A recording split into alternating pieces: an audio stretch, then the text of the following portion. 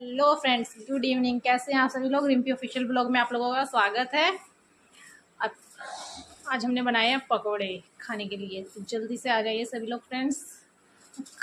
खाने के लिए हो गए हैं रेडी। देख सकते हो फ्रेंड्स, गर्मा गर्म तले जा रहे हो। जल्दी से जल्दी आ जाइए, जल्दी जल्दी आ जाइए। आप लोगों के लिए ये है, इंतज़ार कर रही हूँ मैं। जल्दी से जल्दी आइए, दरवाज़ा खुला है, सीधा अंदर आ जाइएगा। ये गर्मा गर्म पकोड़े बनकर हो गए हैं रेडी। निकाल दिया गया प्लेट में, अब जाएगा सीधा पेट में।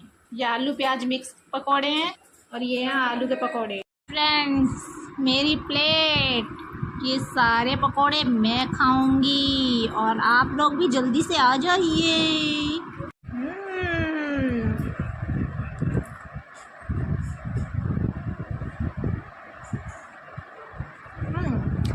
यम्मी, बहुत टेस्टी हैं। जल्दी आ जाइए सभी लोग, देर मत करिए।